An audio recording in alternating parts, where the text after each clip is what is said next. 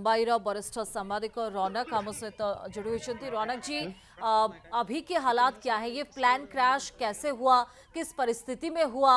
अजीत पवार कहाँ जा रहे थे बारामती में? आज क्या प्रोग्राम था उनका?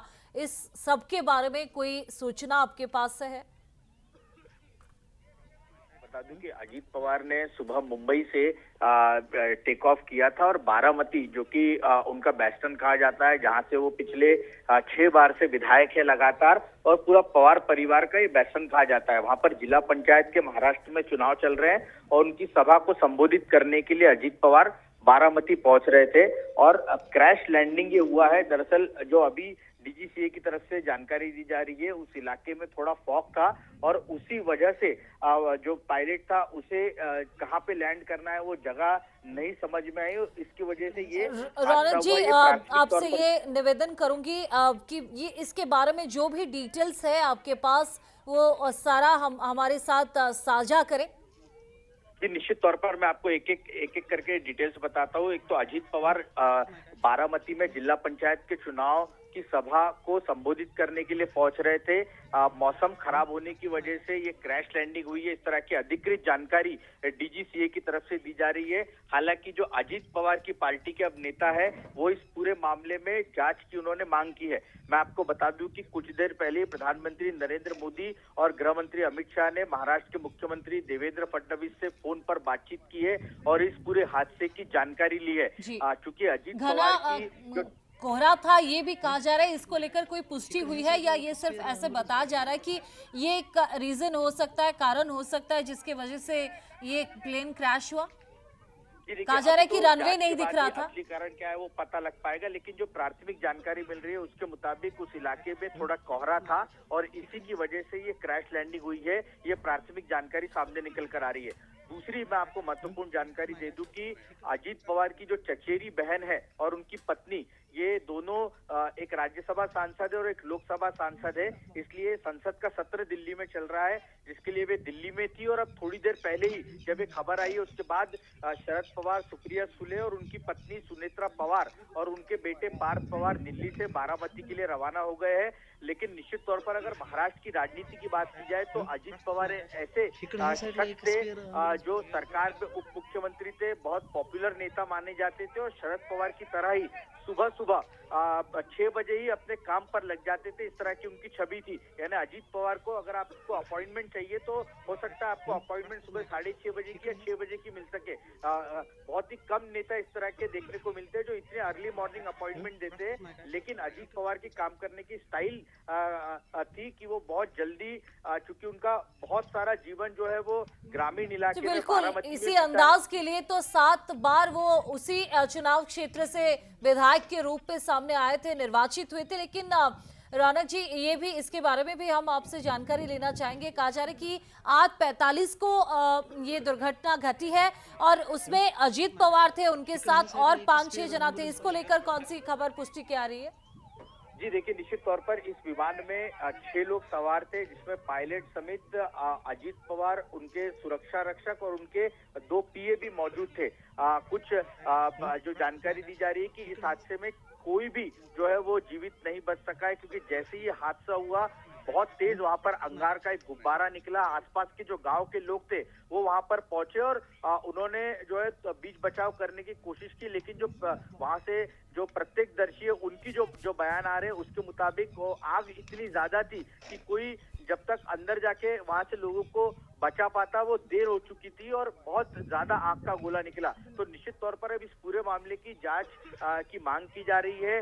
क्या जो जिस हेलीकॉप्टर को लिया गया था, क्या वो पूरा मेंटेन था, क्या जो नॉर्म्स थे वो पूरे उसका पालन यहाँ पर किया गया था? कमेटी की जाएगी इसके जांच के लिए, इसको लेकर कोई खबर आ रही है? ब्लैक बॉक्स को लेकर शायद से अगर उसके साथ अगर हम देखें रौनक जी, ब्लैक बॉक्स से भी कुछ ऐसा पता लग सकता है कि एग्जैक्टली इसका रीजन क्या था?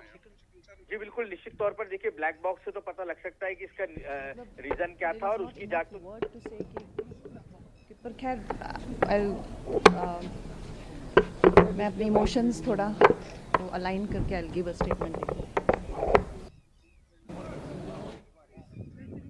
पर एक बड़ा बड़ा नुकसान हुआ है, क्योंकि अजीत पवार, आपको पता है कि एनसीपी के 2 धड़े हो गए थे और एक दूसरे धड़े को अजीत पवार लीड कर रहे थे। खबरें ये भी आ रही थी कि शरद पवार और अजीत पवार आने वाले दिनों में एक हो जाएंगे, क्योंकि अभी जो महाराष्ट्र में महानगर पालिका के चुनाव हुए उसमें भी कई जगहों पर दोनों पार्टियों ने गठबंधन कर चुनाव लड़ा था, और अभी जिला पंचायत का चुनाव भी दोनों पार्टियां गठबंधन के तौर पर ही लड़ रही थी और अजीत पवार उसको लीड कर रहे थे। तो निश्चित तौर पर ऐसे वक्त में जब दोनों पार्टियां साथ आने की बात कर रही हो और अजीत पवार का अचानक इस दुनिया को छोड़कर चले जाना पार्टी के लिए और पवार परिवार के लिए एक बड़ी क्षति यहाँ पर मानी जा रही है।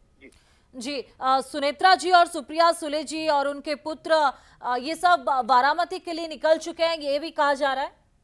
जी निश्चित तौर पर थोड़ी देर पहले दिल्ली से बारामती के लिए ये सभी पूरे परिवार के लोग जो है वो रवाना हुए हैं, क्योंकि संसद का सत्र चल रहा था, बजट सत्र चल रहा था। सुनेत्रा पवार जो अजीत पवार की पत्नी है वो राज्यसभा सांसद है, और सुप्रिया सुले बारामती से जाना ये हम सब लोगों के लिए एक दुख का पल है, पीड़ादायक पल है।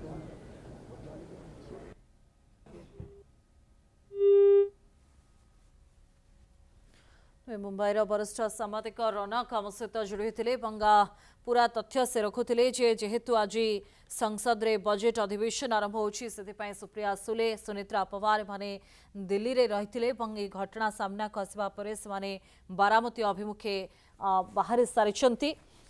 एक कथा भी कहुच्छी जे घन कुहुड़ी रही जो रनवे स्पष्ट भाव में देखा जाऊ नथिला एवं यांत्रिक त्रुटि कथा सामना को आसुची जो दुर्घटना घटला। एपटे प्रधानमंत्री दुर्घटना को नहीं पूरा तथ्य नहीं विमान का दुर्घटनार कारण बाबद में पचारि बुझुंट महाराष्ट्र मुख्यमंत्री देवेंद्र फडणवीस सहित कथा होती। गृहमंत्री अमित शाह फडणवीस सहित बाबद में कथा होती जे प्रकृत में दुर्घटना कहीं घटला, क्यों परिस्थिति घटला। अजीत पवार एभली देहांत को कहीं सहजरे ग्रहण कर बहुत टाइम से राजनीति में थे और महाराष्ट्र के भाग्य विधाता थे।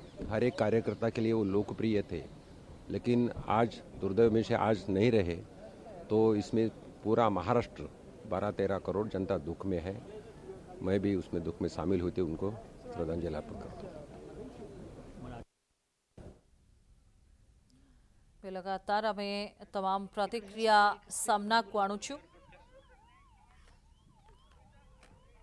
महाराष्ट्र पाई कला दिन बोली कहिसेंती पश्चिमबंग मुख्यमंत्री। केंद्र मंत्री नितिन गडकरी मध्य शोक प्रकाश करिसेंती।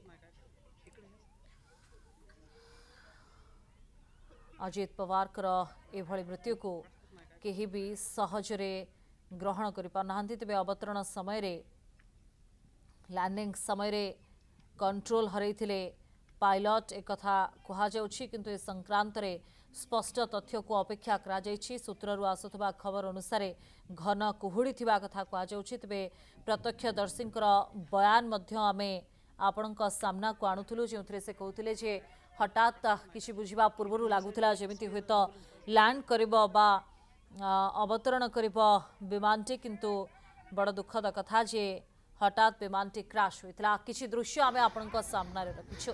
ये होछि विमान अवतरण करिबा परे जेतबेले दुर्घटना घटिथिला सेतबेले निया लागिथिला विमान रे, एवं ये सही समयर दृश्य जेतबेले भयंकर अग्निकांड घटिथिला, जो निया जळुथबा देखि केही विमान पाखकू जाई पारु नथिले। से दृश्य नंबर 1 आमे आपणक टीवी परदा रे रखिछु।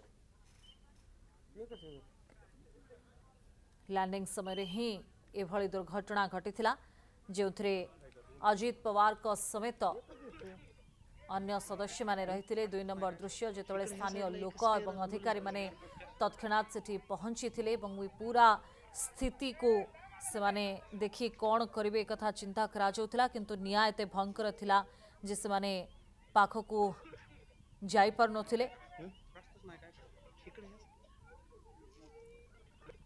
दृश्य नंबर 3 भग्नांश आपणक सामना रे अछि, जोठी निया को आयत्त करबा पई चेष्टा करा जाउछि एवं विमान रो भग्नांश मध्य देखिबा को मिलिछि एवं एथिरु अनुमान करा जाय पारे जे विमान दुर्घटना केते भयंकर रहिथिला।